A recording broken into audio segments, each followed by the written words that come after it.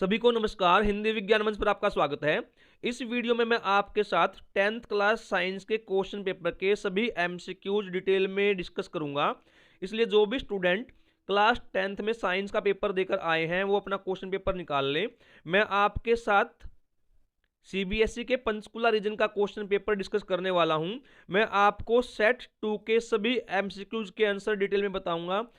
Panchkula reason में हरियाणा के CBSE स्कूलों को शामिल किया जाता है, इसलिए जो भी स्टूडेंट हरियाणा सीबीएसई से 10th क्लास का पेपर साइंस सब्जेक्ट में देकर आए हैं अपना क्वेश्चन पेपर निकाल ले। मैं आपको सभी एमसीक्यूज के आंसर डिटेल में यहां बताने वाला हूं।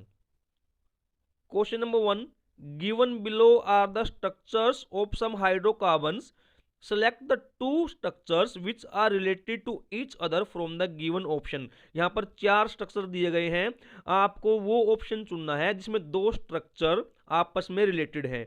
अगर आप चारों ऑप्शंस को ध्यान से देखेंगे तो बेटा आपको पता लग जाएगा कि जो ऑप्शन सेकंड और 3 है ये दोनों आपस में रिलेटेड हैं और इन्हें आइसोमर्स कहा जाता है।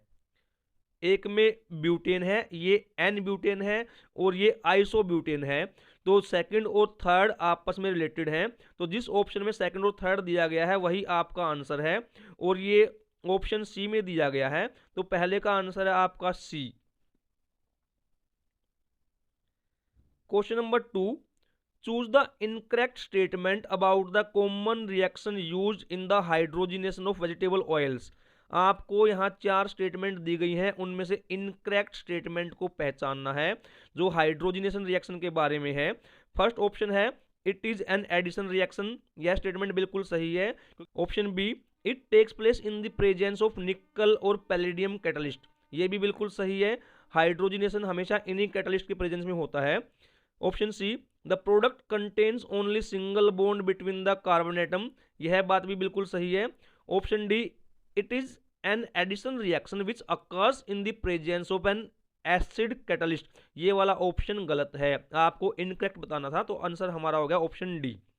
Question number 3, consider the following chemical reactions. यहाँ केमिकल रिएक्शन दी हुई है, एल्यूमिनियम की रिएक्शन कर दी गई है H2O के साथ में और उससे प्रोडक्ट जो बन गया है वो बन गया Al2O3 प्लस में हाइड्रोजन गैस निकल के आ गई है। आपको यहाँ पे जो ऑप्शन दिए गए हैं P, Q, R और S को पहचानना है, मींस आपको रिएक्शन को बैलेंस करना है।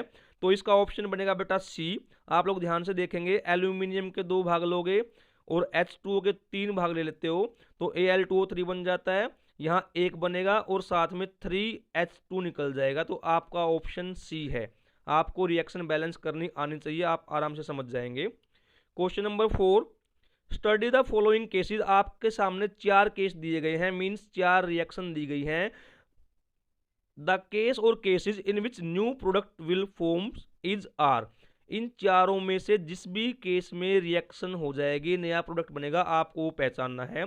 सीधी सी बात है, आपको मेटल्स की एक्टिविटी अगर पता है तो आप यह आंसर दे पाएंगे। अब पहले ऑप्शन में देखिए, जो मैग्नीशियम है वो कैल्शियम से ज़्यादा एक्टिव है, इसलिए यह रिएक्शन हो जाएगी, तो पहले वाला ऑप्शन सही है। दूसरा देखिए, ferrous sulphate plus lead, lead iron से लेस रिएक्टिव है, इसलिए यह रिएक्शन नहीं होगी। थर्ड देखिए, कैल्शियम सल्फेट प्लस एल्यूमिनियम, यहाँ पर भी जो एल्यूमिनियम है वो कैल्शियम से कम रिएक्टिव है, इसलिए यहाँ भी रिएक्शन नहीं होगी। और फोर्थ देख लीजिए, zinc sulphate plus calcium, calcium is more reactive than zinc, so this will take place, यानी फर्स्ट और फोर्थ रिएक्शन हो जाती है, तो ऑप्शन आपका सी बन जाता है। फोर्थ का आंसर है C, first and fourth reaction will take place. Question number 5, which of the given options represent a family of salts. Salt की फैमिली दी गई है, आपको 4 ऑप्शन दिए हैं, पहचानना है कौन से सॉल्ट एक ही फैमिली के हैं। अगर आप ऑप्शन बी देखेंगे तो बेटा आप देख पाएंगे तीनों में ही सल्फेट ग्रुप आपको दिख जाएगा SO4, potassium sulphate, sodium sulphate और कैल्शियम सल्फेट, ये तीनों एक ही फैमिली के सॉल्ट हैं, सभी के अंदर जो एनायन है वो कॉमन है, तो ऑप्शन आपका बी बन जाता है। Question number 6, match column 1 with column 2 and select the correct option from the choices provided. Column 1 में ए दिया गया है, site of fertilization of egg with sperm, जो स्पर्म से फर्टिलाइजेशन होता है वो कहाँ होता है, वो आपको पता है ऑप्शन 3 ओविडक्ट में होता है। Second, site of implantation of embryo, embryo कहाँ इम्प्लांट करता है, एम्ब्रियो यूट्रस में इम्प्लांट करता है।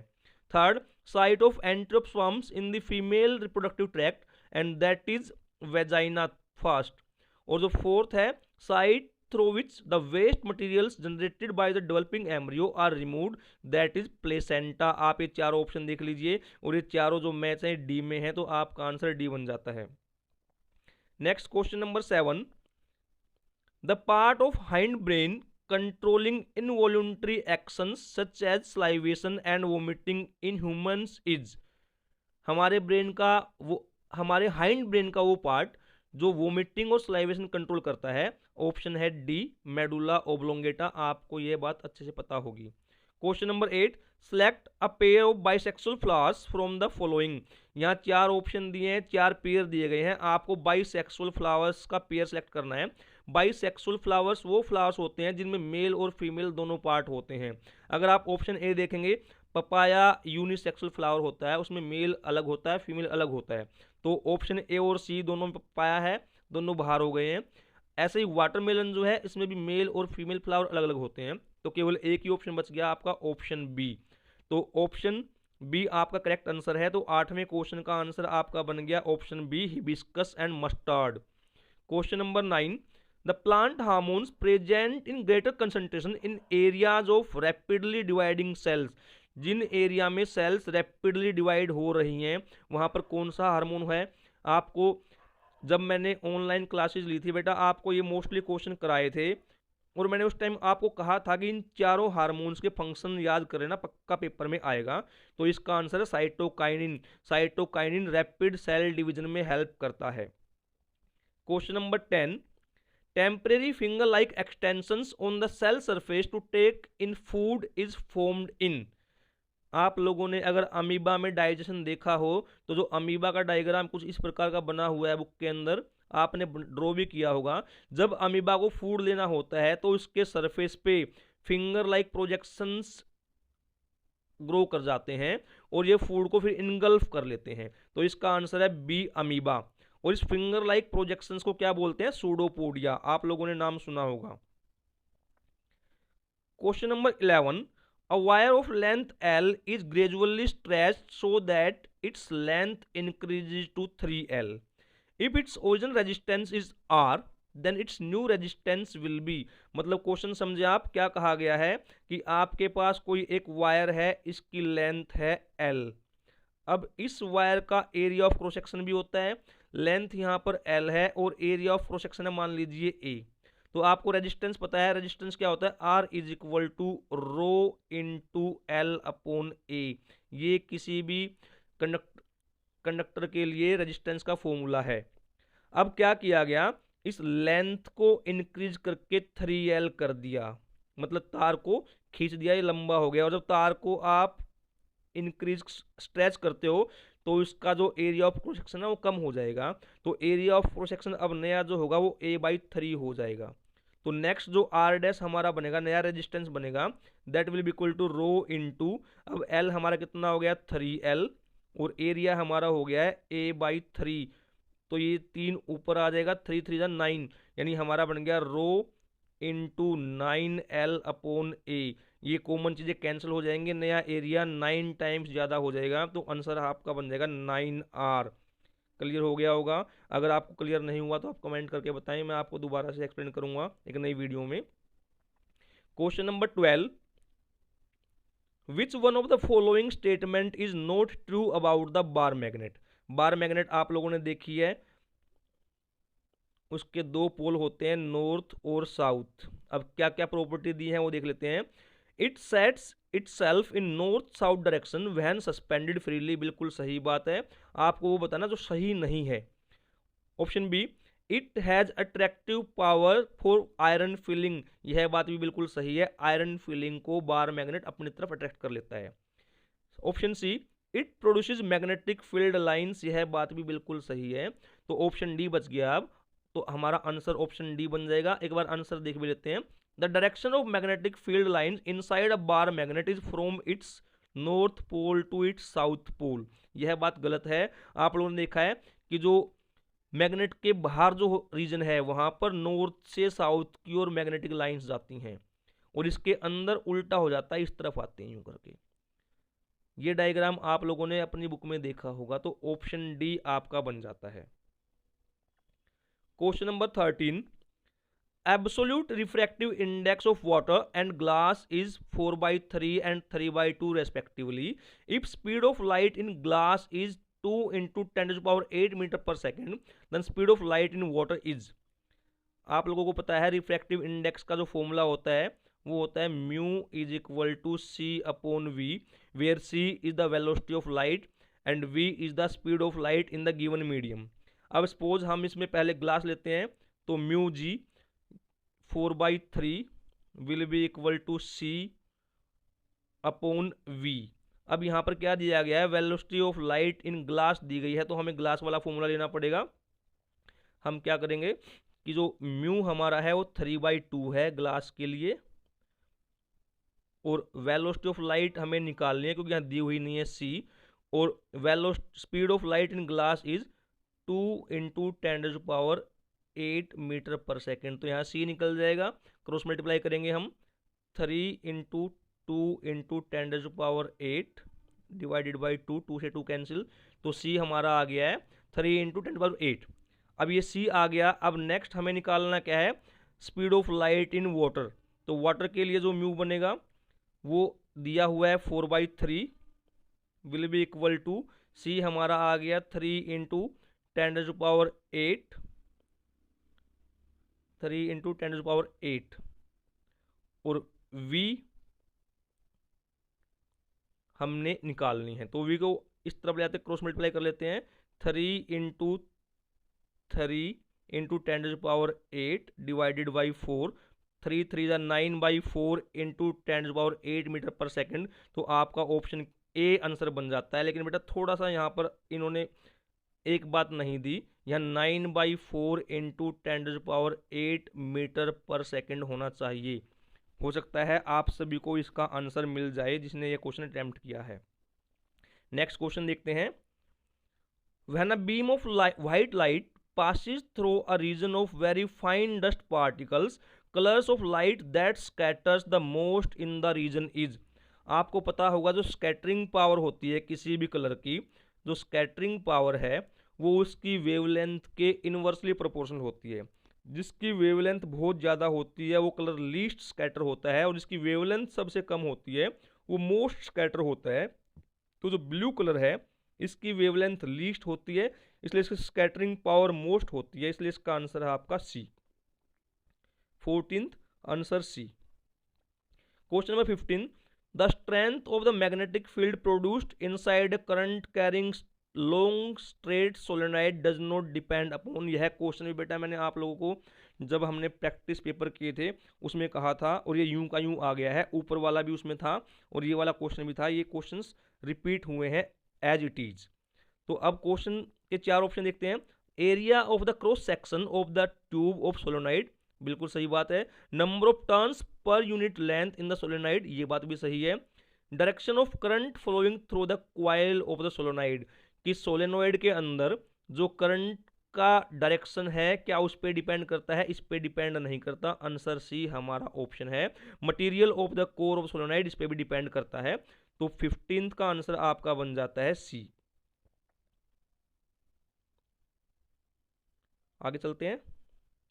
Question number 16, other than the abiotic components, other than मतलब अबायोटिक को छोड़ दो, which of the given biotic components are not required to make an aquarium with small herbivorous fishes a self sustaining system. मतलब small herbivorous fishes के साथ आपको self sustaining aquarium बनाना है। तो उसमें कौन कौन से अबायोटिक कंपोनेंट के अलावा बायोटिक कंपोनेंट हमें नहीं चाहिए। तो ऑप्शन देख लेते हैं। Option first, aquatic plants and aquatic animals, इसके बगैर तो एक्वेरियम बनेगा ही नहीं, ये हमें चाहिए।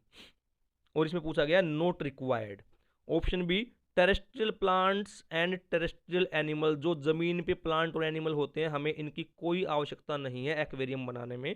तो एक तो ऑप्शन सेकंड हो गया, आप ऑप्शन सेकंड देखो इन दो में है। Next, decomposers as bacteria and fungi, किसी भी इकोसिस्टम में डिकम्पोजर्स होना बहुत ज़रूरी है। Then consumers as clown fishes and sea urchins, इनकी आवश्यकता नहीं है, तो हमारा ऑप्शन डी बन जाता है। आंसर हमारा बन गया डी। क्वेश्चन नंबर 17 to 20, इसमें एक असर्शन और एक रीजन दिया गया है, आपको बताना है कि कौन कौन सा सही है और कौन सा गलत है, और आपको 4 ऑप्शन देने के लिए यहाँ पर ऊपर इंस्ट्रक्शन दिए गए हैं, तो इनके अकॉर्डिंग हमें अपना आंसर देना है। Question number 17, assertion A, in our action of writing और talking our nervous system communicates with the muscles, कि जब आप बोल रहे हैं या लिख रहे हैं तो आपका जो नर्वस सिस्टम है वो आपकी मसल्स के साथ कम्युनिकेट करता है। बिल्कुल सही बात है, आपकी मसल्स आपको हेल्प करती हैं बोलने में या राइटिंग करने में। अब इसका रीजन क्या है कि जो cranial nerves and spinal nerves from the peripheral nervous systems, कि जो हमारी क्रेनियल नर्व्स हैं बेटा, क्रेनियल नर्व्स हमारे ब्रेन से निकलती हैं, स्पाइनल नर्व्स हमारी स्पाइन से निकलती हैं, मीन्स जो आपकी स्पाइनल कोड है उससे निकलते हैं 31 पेयर, और ये इनको कंट्रोल करती हैं इन मसल्स को। तो असर्शन ए बिल्कुल सही है, रीजन आर भी सही दिया गया है कि ये जो हमारी क्रेनियल नर्व्स हैं ये पेरिफेरल नर्वस सिस्टम से निकलती हैं। लेकिन अब मेरे अकॉर्डिंग इसका आंसर बी बनेगा, क्योंकि इसमें ये रीजन नहीं दिया गया है कि ये कम्युनिकेट कैसे करती हैं, जो सिग्नल्स आते हैं उसकी बात नहीं दी गई है। लेकिन अगर दोनों को सही मान ले तो आंसर ए भी हो सकता है, लेकिन मेरे हिसाब से बी ज़्यादा क्लोज है, क्योंकि बात दोनों सही हैं लेकिन उसकी ऊपर वाले की एक्सप्लेनेशन नहीं है। एक्सप्लेनेशन तब बनता जब इसमें जो न्यूरोमस्कुलर जंक्शन से सिग्नल एक्सचेंज होता है वो बात भी शामिल होती। तो answer B. Question number 18, use of jute bags for shopping reduces pollution, बिल्कुल सही है ये बात, अगर आप जूट बैग का प्रयोग करते हैं तो पोल्यूशन कम होता है। Jute bag is biodegradable and its bag may be reuse and as and when needed, कि जूट बैग बायोडिग्रेडेबल है इसलिए पोल्यूशन कम करते हैं और इनको रीयूज भी कर सकते हैं। तो असर्शन ए भी सही है और रीजन आर भी सही है और ऊपर वाले की ये सही एक्सप्लेनेशन है, तो इसका आंसर बनेगा A. Question number 19, hydrogen gas is not evolved when a metal react with nitric acid, यह असर्शन बिल्कुल सही है। अब इसका रीजन दिया गया है, nitric acid is a strong reducing agent and reduces the hydrogen produced in the reaction to water, ये बिल्कुल गलत बात है। नाइट्रिक एसिड जो होता है वो स्ट्रॉन्ग ऑक्सीडाइजिंग एजेंट है बेटा, रिड्यूसिंग एजेंट नहीं है, ऑक्सीडाइजिंग एजेंट है। तो ए सही है, आर गलत है, तो आंसर हमारा बनेगा C, A is true R is false, तो 19 का C. Question number 20, magnetic field lines around a bar magnet never intersect each other, बिल्कुल सही है ये स्टेटमेंट भी। अब इसका रीजन दिया गया है, magnetic field produced by a bar magnet is a quantity that has both magnitude and direction, कि मैग्नेटिक फील्ड का मैग्नीट्यूड भी होता है डायरेक्शन भी होता है, यह बात भी सही है, लेकिन इसकी एक्सप्लेनेशन नहीं है ये ऊपर वाले की। तो ए भी करेक्ट है, आर भी करेक्ट है, but R is not the correct explanation of A, तो आंसर हमारा बनेगा बी, 20 का बी। तो ये आपको समझ आ गया होगा। जो 17वां क्वेश्चन है बेटा, मैं एक बार दोबारा उस पर थोड़ा सा डिस्कस कर लेता हूँ कि जो हमारे जितने भी एक्शन है राइटिंग और टॉकिंग के, उसमें हमारा नर्वस सिस्टम कम्युनिकेट करता है मसल्स के साथ। अब यहाँ पर कम्युनिकेट कैसे कर रहा है ये बात नहीं बताई गई है, लेकिन अगर इसको सही मान लेते हैं हम कि जो क्रेनियल और स्पाइनल नर्व्स हैं ये हेल्प करती हैं कम्युनिकेशन में, देन तब हमारा आंसर ए बनेगा। तो यहाँ पर ए और बी में से मुझे थोड़ा कन्फ्यूजन है, सीबीएसई किसको मानती है, but B is more closer. तो ये आपके साथ मैंने सभी एमसीक्यूज के आंसर डिस्कस किए हैं। अगर जानकारी पसंद आती है तो चैनल को सब्सक्राइब कर देना और वीडियो को लाइक और शेयर कर देना।